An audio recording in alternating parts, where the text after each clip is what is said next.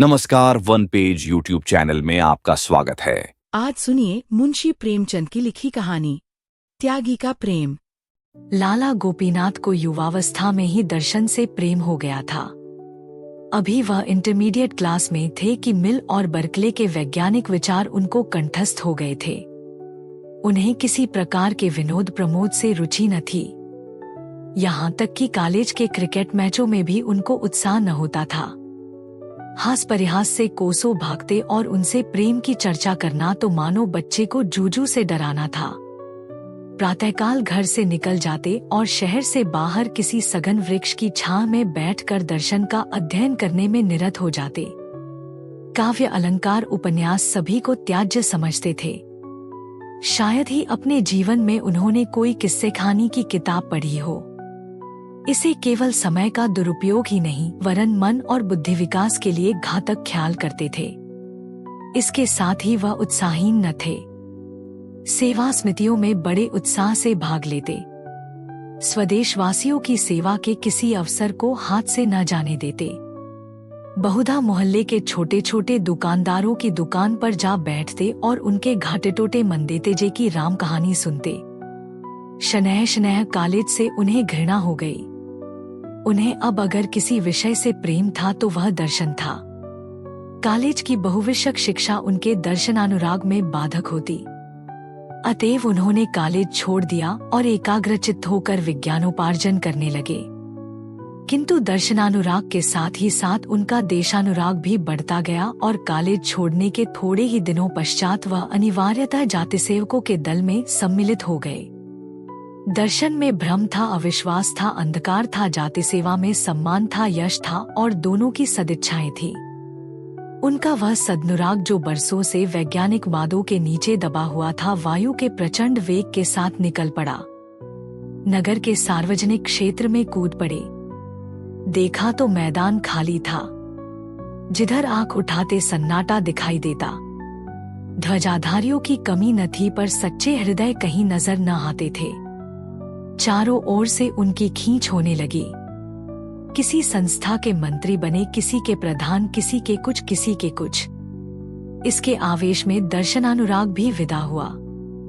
पिंजरे में गाने वाली चिड़िया विस्तृत पर्वतराशियों में आकर अपना राग भूल गई। अब भी वह समय निकालकर दर्शन ग्रंथों के पन्ने उलट पलट लिया करते थे, पर विचार और अनुशीलन का अवकाश कहाँ। नित्य मन में यह संग्राम होता रहता कि किधर जाऊं उधर या इधर विज्ञान अपनी ओर खींचता, देश अपनी ओर खींचता।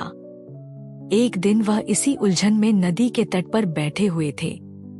जलधारा तट के दृश्यों और वायु के प्रतिकूल झोंकों की परवाह न करते हुए बड़े वेग के साथ अपने लक्ष्य की ओर बढ़ी चली जाती थी, पर लाला गोपीनाथ का ध्यान इस तरफ न था।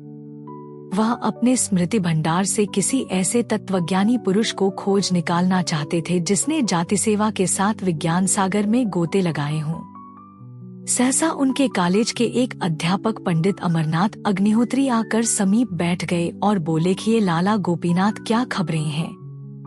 गोपीनाथ ने अन्यमनस्क होकर उत्तर दिया, कोई नई बात तो नहीं हुई। पृथ्वी अपनी गति से चली जा रही है। अमरनाथ म्यूनिसिपल वार्ड नंबर 21 की जगह खाली है, उसके लिए किसे चुनना निश्चित किया है। गोपी देखिए कौन होता है। आप भी खड़े हुए हैं। अमर जी, मुझे तो लोगों ने जबरदस्ती घसीट लिया, नहीं तो मुझे इतनी फुर्सत कहाँ। गोपी, मेरा भी यही विचार है। अध्यापकों का क्रियात्मक राजनीति में फंसना बहुत अच्छी बात नहीं।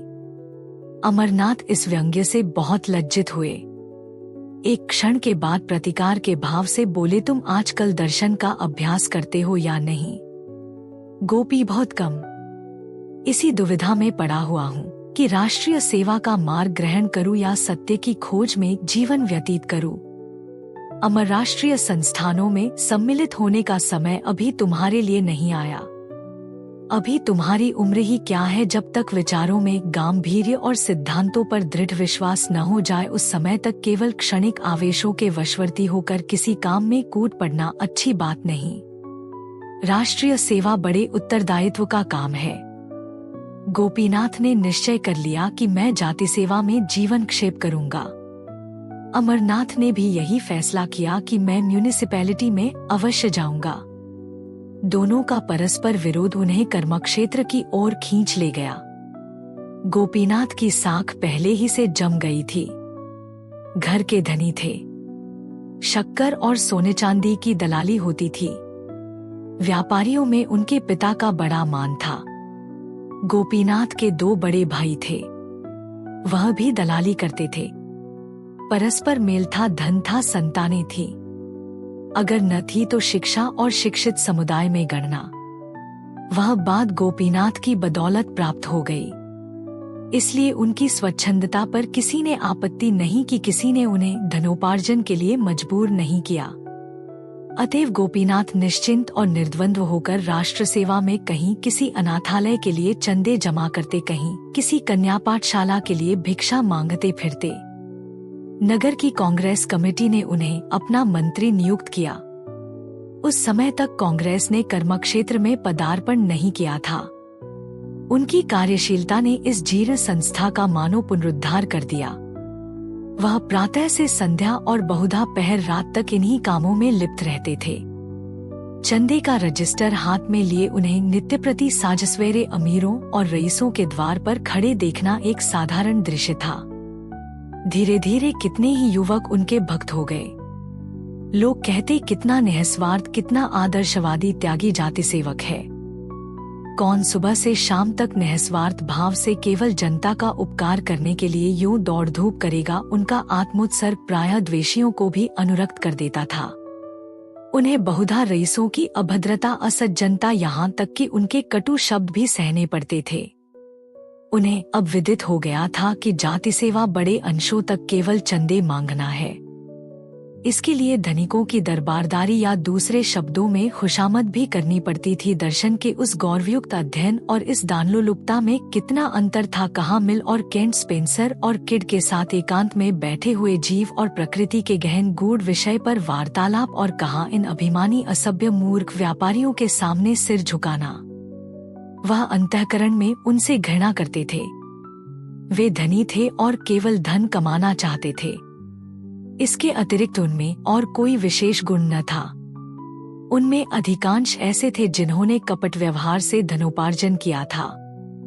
पर गोपीनाथ के लिए वे सभी पूज्य थे, क्योंकि उन्हीं की कृपा दृष्टि पर उनकी राष्ट्र सेवा अवलंबित थी।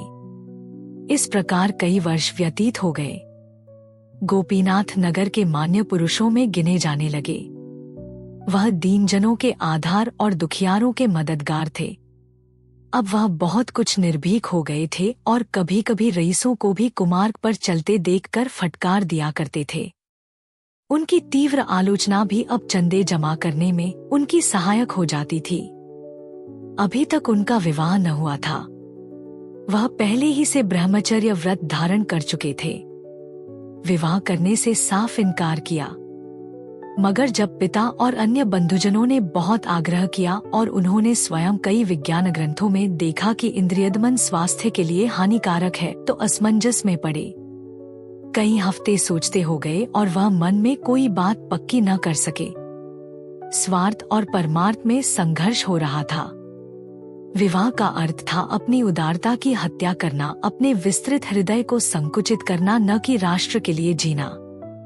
वह अब इतने ऊंचे आदर्श का त्याग करना निंद्य और उपहासजनक समझते थे। इसके अतिरिक्त अब वह अनेक कारणों से अपने को पारिवारिक जीवन के अयोग्य पाते थे। जीविका के लिए जिस उद्योगशीलता, जिस अनवरत परिश्रम और जिस मनोवृत्ति की आवश्यकता है, वह उनमें न रही थी। जाति सेवा में भी उद्योगशीलता और अध्यवसाय की कम जरूरत न थी, लेकिन उसमें आत्मगौरव का हनन न होता था। परोपकार के लिए भिक्षा मांगना दान है, अपने लिए पान का एक बीड़ा भी भिक्षा है। स्वभाव में एक प्रकार की स्वच्छंदता आ गई थी। इन त्रुटियों पर पर्दा डालने के लिए जाति सेवा का बहाना बहुत अच्छा था। एक दिन वह सैर करने जा रहे थे कि रास्ते में अध्यापक अमरनाथ से मुलाकात हो गई। यह महाशय अब म्यूनिसिपल बोर्ड के मंत्री हो गए थे और आजकल इस दुविधा में पड़े हुए थे कि शहर में मादक वस्तुओं के बेचने का ठीका लूं या न लूं। लाभ बहुत था पर बदनामी भी कम न थी। अभी तक कुछ निश्चय न कर सके थे। इन्हें देखकर बोले कि ये लाला जी मिजाज अच्छा है न, आपके विवाह के विषय में क्या हुआ? गोपीनाथ ने दृढ़ता से कहा, मेरा इरादा विवाह करने का नहीं है। अमरनाथ, ऐसी भूल न करना। तुम अभी नवयुवक हो, तुम्हें संसार का कुछ अनुभव नहीं है। मैंने ऐसी कितनी मिसालें देखी हैं जहां अविवाहित रहने से लाभ के बदले हानि ही हुई है। विवाह मनुष्य को सुमार्ग पर रखने का सबसे उत्तम साधन है जिसे अब तक मनुष्य ने आविष्कृत किया है। उस व्रत से क्या फायदा जिसका परिणाम छिछोरापन हो? गोपीनाथ ने प्रत्युत्तर दिया, आपने मादक वस्तुओं के ठीके के विषय में क्या निश्चय किया? अमर, अभी तक कुछ नहीं। जी हिचकता है, कुछ न कुछ बदनामी तो होगी ही। गोपी, एक अध्यापक के लिए मैं इस पेशे को अपमान समझता हूँ। अमर, कोई पेशा खराब नहीं है अगर ईमानदारी से किया जाए। गोपी, यहाँ मेरा आपसे मतभेद है। कितने ही ऐसे व्यवसाय हैं जिन्हें एक सुशिक्षित व्यक्ति कभी स्वीकार नहीं कर सकता। मादक वस्तुओं का ठीका उनमें एक है। गोपीनाथ ने आकर अपने पिता से कहा, मैं कदापि विवाह न करूंगा। आप लोग मुझे विवश न करें वरना पछताइएगा। अमरनाथ ने उसी दिन ठीके के लिए प्रार्थना पत्र भेज दिया और वह स्वीकृत भी हो गया। 2 साल हो गए हैं। लाला गोपीनाथ ने एक कन्या पाठशाला खोली है और उसके प्रबंधक हैं। शिक्षा की विभिन्न पद्धतियों का उन्होंने खूब अध्ययन किया है और इस पाठशाला में वह उनका व्यवहार कर रही हैं। शहर में यह पाठशाला बहुत ही सर्वप्रिय है। उसने बहुत अंशों में उस उदासीनता का परिशोध कर दिया है जो माता पिता को पुत्रियों की शिक्षा की ओर होती है। शहर के गण्यमान्य पुरुष अपनी लड़कियों को सहर्ष पढ़ने भेजते हैं। वहाँ की शिक्षा शैली कुछ ऐसी मनोरंजक है कि बालिकाएं एक बार जाकर मानो मंत्रमुग्ध हो जाती हैं। फिर उन्हें घर पर चैन नहीं मिलता। ऐसी व्यवस्था की गई है कि 3-4 वर्षों में ही कन्याओं का गृहस्थी के मुख्य कामों से परिचय हो जाए। सबसे बड़ी बात यह है कि यहाँ धर्म शिक्षा का भी समुचित प्रबंध किया गया है। अब की साल से प्रबंधक महोदय ने अंग्रेजी की कक्षाएं भी खोल दी हैं।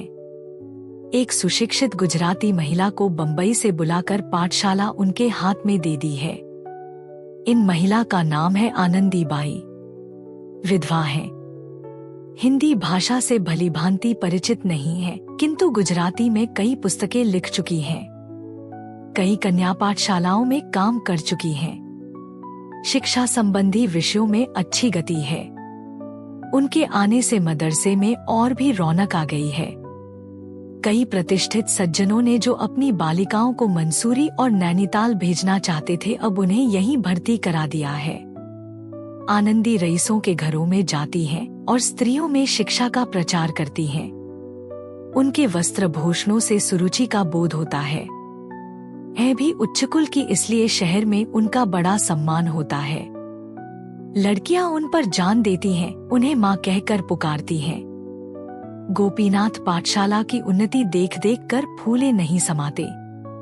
जिससे मिलते हैं आनंदी बाई का ही गुणगान करते हैं।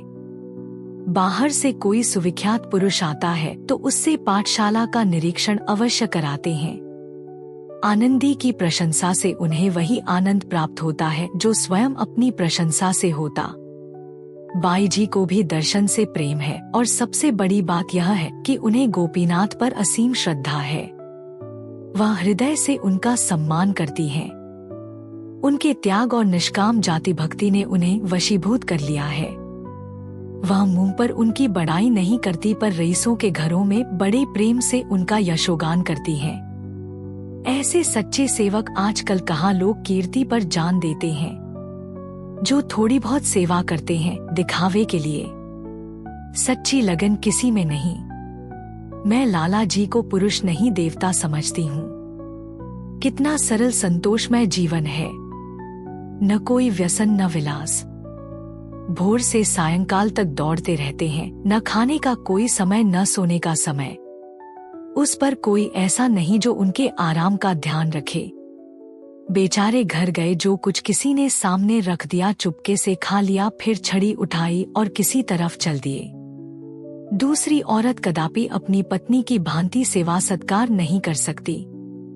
दशहरे के दिन थे। कन्या पाठशाला में उत्सव मनाने की तैयारियां हो रही थी। एक नाटक खेलने का निश्चय किया गया था। भवन खूब सजाया गया था। शहर के रईसों को निमंत्रण दिए गए थे। यह कहना कठिन है कि किसका उत्साह बढ़ा हुआ था, बाई जी का या लाला गोपीनाथ का। गोपीनाथ सामग्रियां एकत्र कर रहे थे। उन्हें अच्छे ढंग से सजाने का भार आनंदी ने लिया था। नाटक भी इन्हीं ने रचा था।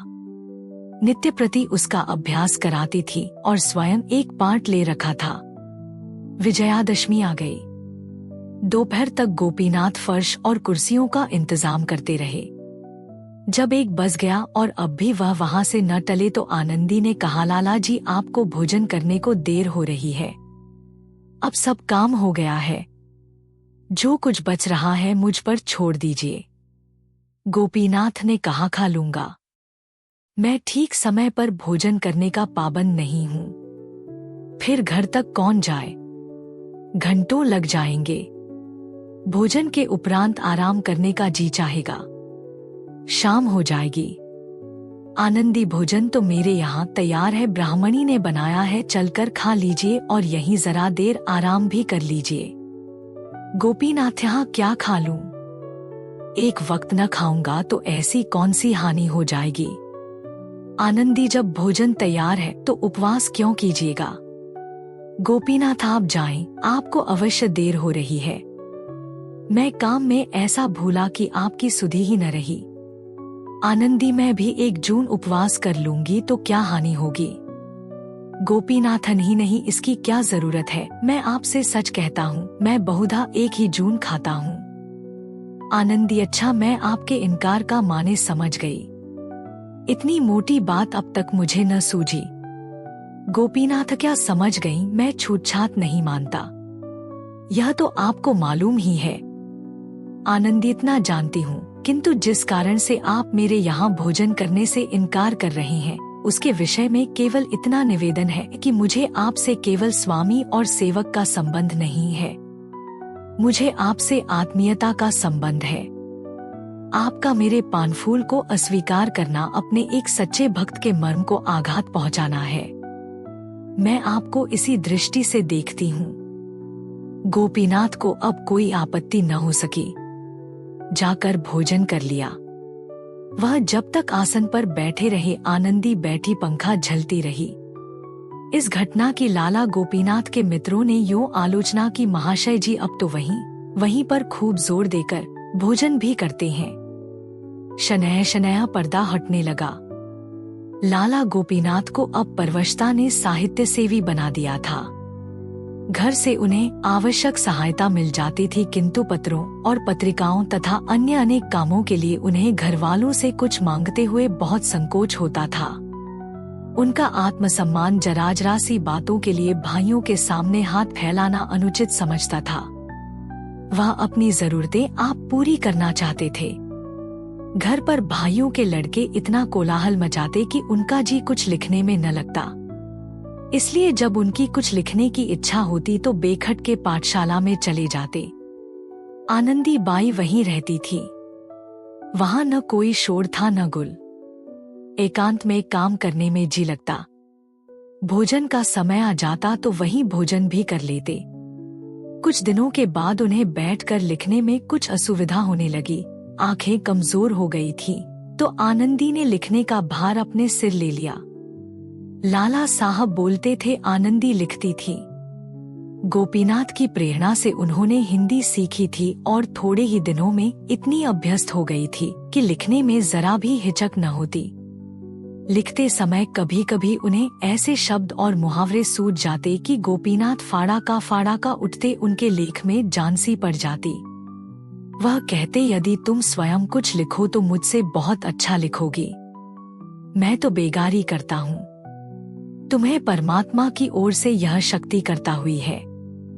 नगर के लाल बुझक्कड़ों में इस सहकारिता पर टीका टिप्पणियां होने लगी, पर विद्वत जन अपनी आत्मा की शुचिता के सामने ईर्ष्या के व्यंग्य की कब परवाह करते हैं। आनंदी कहती यह तो संसार है जिसके मन में आए कहे पर मैं उस पुरुष का निरादर नहीं कर सकती जिस पर मेरी श्रद्धा है। पर गोपीनाथ इतने निर्भीक न थे। उनकी सुकीर्ति का आधार लोकमत था। वह उसकी भर्त्सना न कर सकते थे, इसलिए वह दिन के बदले रात को रचना करने लगे। पाठशाला में इस समय कोई देखने वाला न होता था। रात की नीरवता में खूब जी लगता। आराम कुर्सी पर लेट जाते। आनंदी मेज के सामने कलम हाथ में लिए उनकी ओर देखा करती। जो कुछ उनके मुख से निकलता तुरंत लिख लेती। उनकी आंखों से विनय और शील, श्रद्धा और प्रेम की किरण सी निकलती हुई जान पड़ती। गोपीनाथ जब किसी भाव को मन में व्यक्त करने के बाद आनंदी की ओर ताकते कि वह लिखने के लिए तैयार है या नहीं, तो दोनों व्यक्तियों की निगाहें मिलती और आप ही झुक जाती।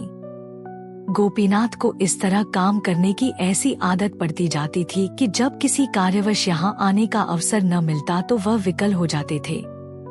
आनंदी से मिलने के पहले गोपीनाथ को स्त्रियों का कुछ जो ज्ञान था वह केवल पुस्तकों पर अवलंबित था।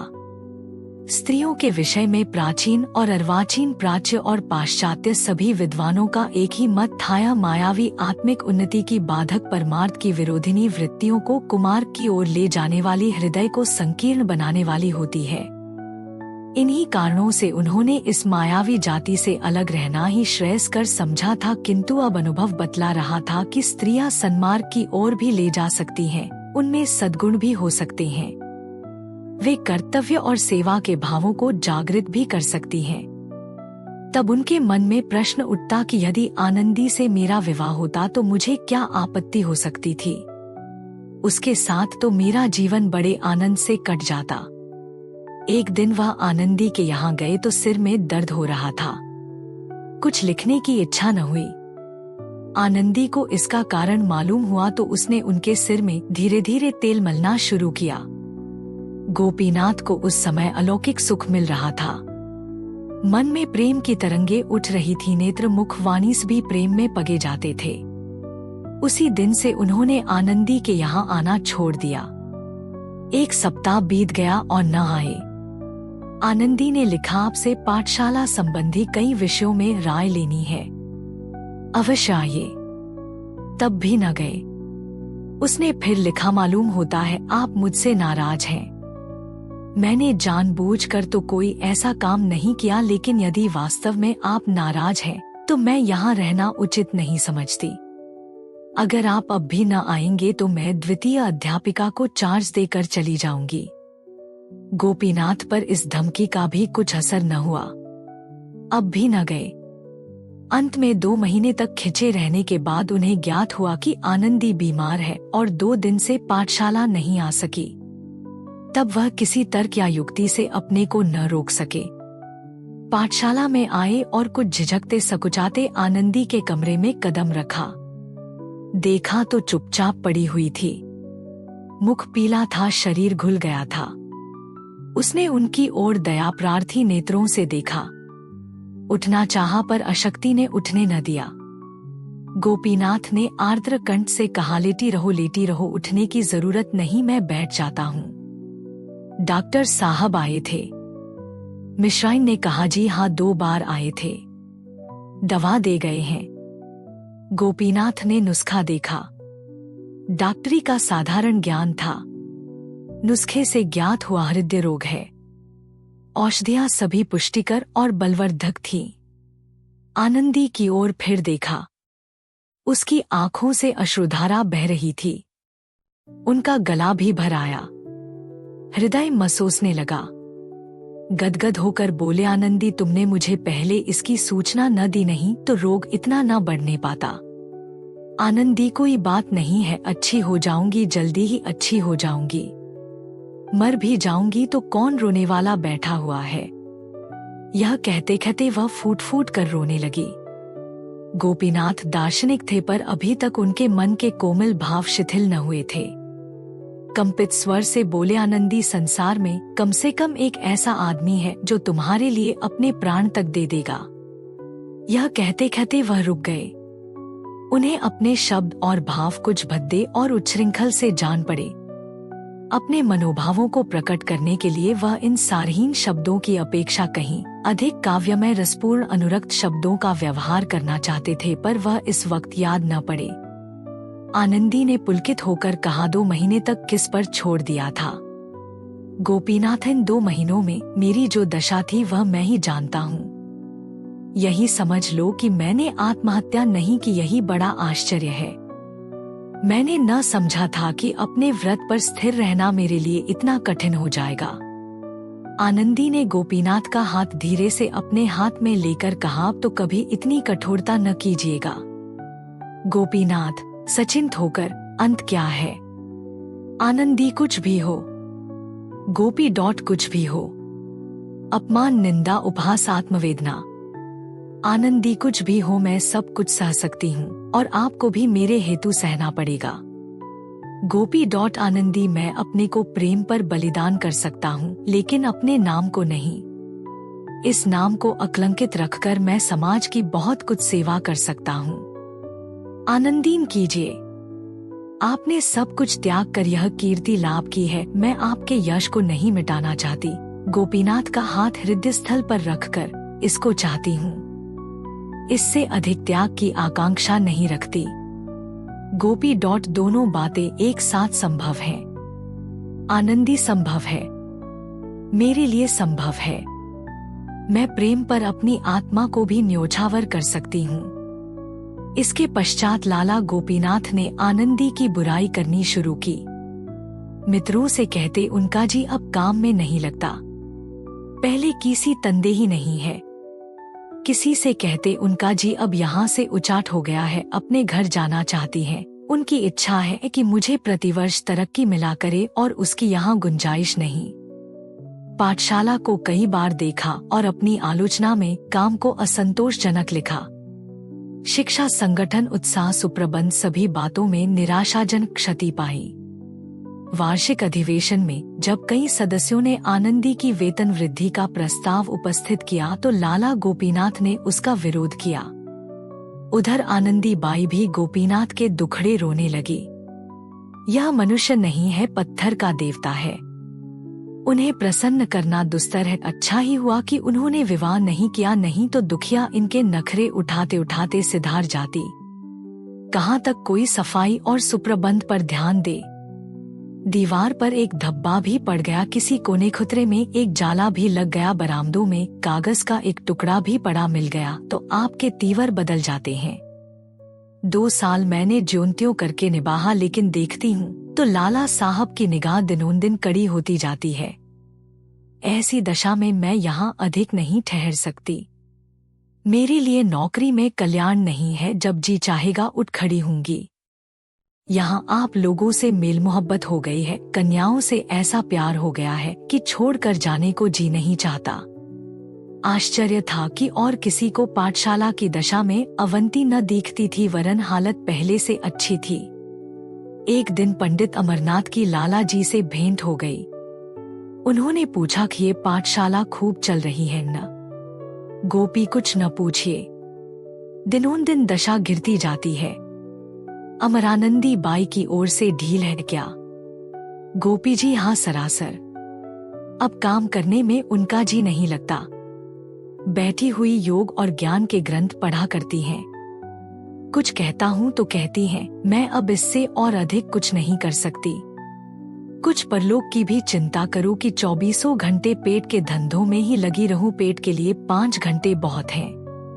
पहले कुछ दिनों तक 12 घंटे करती, पर वह दशा स्थायी नहीं रह सकती थी। यहाँ आकर मैंने स्वास्थ्य खो दिया। एक बार कठिन रोगग्रस्त हो गई। क्या कमेटी ने मेरे दवादरपन का खर्च दे दिया। कोई बात पूछने भी आया, फिर अपनी जान क्यों दूं। सुना है घरों में मेरी बदगोई भी किया करती हैं। अमरनाथ मार्मिक भाव से बोले, बातें मुझे पहले ही मालूम थी। 2 साल और गुजर गए। रात का समय था। कन्या पाठशाला के ऊपर वाले कमरे में लाला गोपीनाथ मेज के सामने कुर्सी पर बैठे हुए थे। सामने आनंदी कोच पर लेटी हुई थी। मुख बहुत म्लान हो रहा था। कई मिनट तक दोनों विचार में मग्न थे। अंत में गोपीनाथ बोले, मैंने पहले ही महीने में तुमसे कहा था कि मथुरा चली जाओ। आनंदी वहां 10 महीने क्यों कर रहती? मेरे पास इतने रुपए कहाँ थे और न तुम्ही ने कोई प्रबंध करने का आश्वासन दिया। मैंने सोचा 3-4 महीने यहाँ और रहूं, तब तक किफायत करके कुछ बचा लूंगी, तुम्हारी किताब से भी कुछ मिल जाएंगे, तब मथुरा चली जाऊंगी। मगर यह क्या मालूम था कि बीमारी भी इसी अवसर की ताक में बैठी हुई है। मेरी दशा 2-4 दिन के लिए भी संभली और मैं चली। इस दशा में तो मेरे लिए यात्रा करना असंभव है। गोपी, मुझे भय है कि कहीं बीमारी तूल न खींचे। संग्रहणी असाध्य रोग है। 1-2 महीने यहाँ और रहने पड़ गए तो बात खुल जाएगी। आनंदी, छिटकर खुल जाएगी, खुल जाए। अब इससे कहाँ तक डरूं? गोपी, मैं भी न डरता अगर मेरे कारण नगर की कई संस्थाओं का जीवन संकट में न पड़ जाता। इसलिए मैं बदनामी से डरता हूँ। समाज के यह बंधन निरे पाखंड हैं। मैं उन्हें संपूर्णतः अन्याय समझता हूँ। इस विषय में तुम मेरे विचारों को भली भांति जानती हो, पर करूँ क्या? दुर्भाग्यवश मैंने जाति सेवा का भार अपने ऊपर ले लिया है और उसी का फल है कि आज मुझे अपने माने हुए सिद्धांतों को तोड़ना पड़ रहा है और जो वस्तु मुझे प्राणों से भी प्रिय है उसे यूं निर्वासित करना पड़ रहा है। किंतु आनंदी की दशा संभलने की जगह दिनों-दिन गिरती ही गई। कमजोरी से उठना बैठना कठिन हो गया था। किसी वैद्य या डॉक्टर को उसकी अवस्था न दिखाई जाती थी। गोपीनाथ दवाएं लाते थे, आनंदी उनका सेवन करती थी और दिन दिन निर्बल होती जाती थी। पाठशाला से उसने छुट्टी ले ली थी। किसी से मिलती जुलती भी न थी। बार बार चेष्टा करती कि मथुरा चली जाओ, किंतु एक अनजान नगर में अकेले कैसे रहूंगी? न कोई आगे न पीछे, कोई एक घूंट पानी देने वाला भी नहीं। यह सब सोचकर उसकी हिम्मत टूट जाती थी। इसी सोच विचार और हैस-बैस में 2 महीने और गुजर गए और अंत में विवश होकर आनंदी ने निश्चय किया कि अब चाहे कुछ सिर पर बीते यहाँ से चल ही दूं। अगर सफर में मर भी जाऊंगी तो क्या चिंता है? उनकी बदनामी तो न होगी, उनके यश को कलंक तो न लगेगा, मेरे पीछे ताने तो न सुनने पड़ेंगे। सफर की तैयारियां करने लगी। रात को जाने का मुहूर्त था कि सहसा संध्याकाल से ही प्रसव पीड़ा होने लगी और 11 बजते एक नन्हा सा दुर्बल सत्वान सा बालक प्रसव हुआ। बच्चे के होने की आवाज सुनते ही लाला गोपीनाथ बेतहाशा ऊपर से उतरे और गिरते पड़ते घर भागे। आनंदी ने इस भेद को अंत तक छिपाए रखा, अपनी दारुण प्रसव पीड़ा का हाल किसी से न कहा, दाई को भी सूचना न दी। मगर जब बच्चे के रोने की ध्वनि मदरसे में गूंजी तो क्षण मात्र में दाई सामने आकर खड़ी हो गई। नौकरानियों को पहले से शंकाएं थी, उन्हें कोई आश्चर्य न हुआ। जब दाई ने आनंदी को पुकारा तो वह सचेत हो गई। देखा तो बालक रो रहा है। दूसरे दिन 10 बजते यह समाचार सारे शहर में फैल गया। घर घर चर्चा होने लगी। कोई आश्चर्य करता था, कोई घृणा करता, कोई हंसी उड़ाता था। लाला गोपीनाथ के छिद्रान्वेषियों की संख्या कम न थी। पंडित अमरनाथ उनके मुखिया थे। उन लोगों ने लाला जी की निंदा करनी शुरू की। जहां देखिए वहीं 2-4 सज्जन बैठे गोपनीय भाव से इसी घटना की आलोचना करते नजर आते थे। कोई कहता था स्त्री के लक्षण पहले ही से विदित हो रहे थे। अधिकांश आदमियों की राय में गोपीनाथ ने यह बुरा किया। यदि ऐसा ही प्रेम ने जोर मारा था तो उन्हें निडर होकर विवाह कर लेना चाहिए था।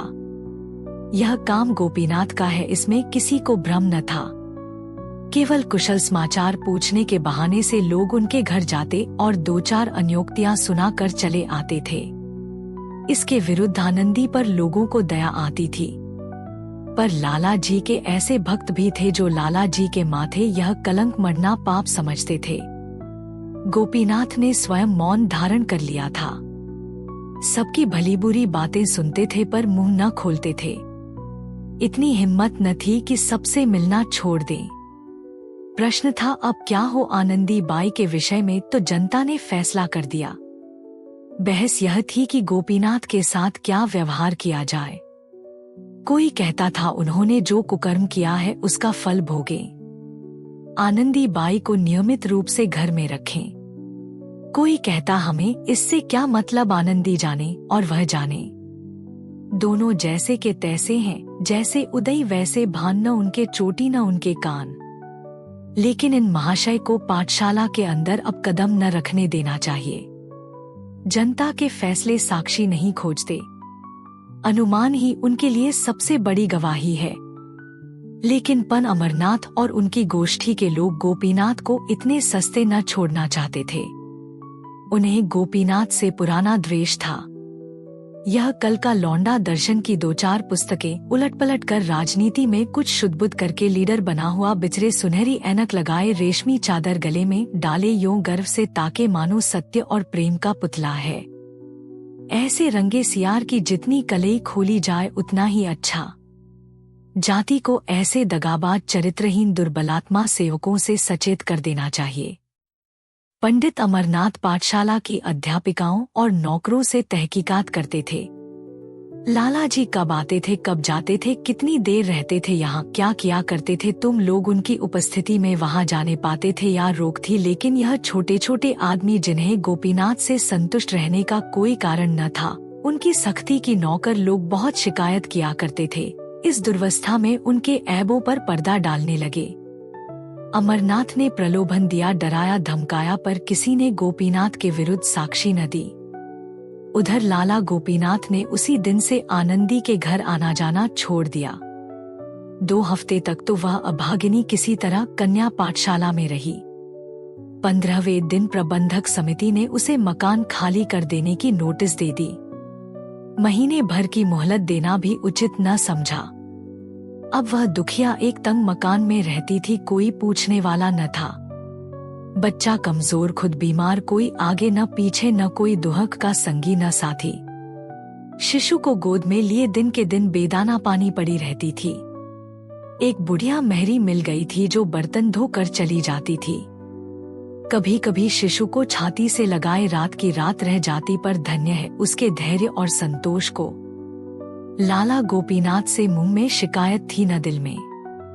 सोचती इन परिस्थितियों में उन्हें मुझसे परामुख ही रहना चाहिए, इसके अतिरिक्त और उपाय नहीं है। उनके बदनाम होने से नगर की कितनी बड़ी हानि होती। सभी उन पर संदेह करते हैं, पर किसी को यह साहस तो नहीं हो सकता कि उनके विपक्ष में कोई प्रमाण दे सके। यह सोचते हुए उसने स्वामी अभेदानंद की एक पुस्तक उठाई और उसके एक अध्याय का अनुवाद करने लगी। अब उसकी जीविका का एकमात्र यही आधार था। सहसा धीरे से किसी ने द्वार खटखटाया। वह चौंक पड़ी। लाला गोपीनाथ की आवाज मालूम हुई। उसने तुरंत द्वार खोल दिया। गोपीनाथ आकर खड़े हो गए और सोते हुए बालक को प्यार से देखकर बोले, आनंदी, मैं तुम्हें मुंह दिखाने लायक नहीं हूँ। मैं अपनी भीरुता और नैतिक दुर्बलता पर अत्यंत लज्जित हूँ। यद्यपि मैं जानता हूँ कि मेरी बदनामी जो कुछ होनी थी वह हो चुकी। मेरे नाम से चलने वाली संस्थाओं को जो हानि पहुँचनी थी पहुँच चुकी। अब असंभव है कि मैं जनता को अपना मुंह फिर दिखाऊं, और न वह मुझ पर विश्वास ही कर सकती है। इतना जानते हुए भी मुझ में इतना साहस नहीं है कि अपने कुकृत्य का भार सिर ले लूं। मैं पहले सामाजिक शासन की रत्ती भर परवाह न करता, पर अब पग-पग पर उसके भय से मेरे प्राण तक कांपने लगते हैं। धिक्कार है मुझ पर कि तुम्हारे ऊपर ऐसी विपत्तियां पड़ी, लोकनिंदा, रोग, शोक, निर्धनता सभी का सामना करना पड़ा, और मैं यूं अलग अलग रहा मानो मुझसे कोई प्रयोजन नहीं है। पर मेरा हृदय ही जानता है कि उसको कितनी पीड़ा होती थी। कितनी ही बार आने का निश्चय किया और फिर हिम्मत हार गया। अब मुझे विदित हो गया कि मेरी सारी दार्शनिकता केवल हाथी के दांत थी। मुझ में क्रिया शक्ति नहीं है, लेकिन इसके साथ ही तुमसे अलग रहना मेरे लिए असह्य है। तुमसे दूर रहकर मैं जिंदा नहीं रह सकता। प्यारे बच्चे को देखने के लिए मैं कितनी ही बार लालायित हो गया हूँ, पर यह आशा कैसे करूँ कि मेरी चरित्रहीनता का ऐसा प्रत्यक्ष प्रमाण पाने के बाद तुम्हें मुझसे घृणा न हो गई होगी। आनंदी स्वामी, आपके मन में ऐसी बातों का आना मुझ पर घोर अन्याय है। मैं ऐसी बुद्धिहीन नहीं हूँ कि केवल अपने स्वार्थ के लिए आपको कलंकित करूं। मैं आपको अपना इष्टदेव समझती हूँ और सदैव समझूंगी। मैं भी अब आपके वियोग दुख को नहीं सह सकती। कभी कभी आपके दर्शन पाती रहूं, यही जीवन की सबसे बड़ी अभिलाषा है। इस घटना को 15 वर्ष बीत गए हैं। लाला गोपीनाथ नित्य 12 बजे रात को आनंदी के साथ बैठे हुए नजर आते हैं। वह नाम पर मरते हैं, आनंदी प्रेम पर। बदनाम दोनों हैं, लेकिन आनंदी के साथ लोगों की सहानुभूति है। गोपीनाथ सबकी निगाह से गिर गए हैं। हाँ, उनके कुछ आत्मीयगण इस घटना को केवल मानुषीय समझकर अब भी उनका सम्मान करते हैं, किंतु जनता इतनी सहिष्णु नहीं है।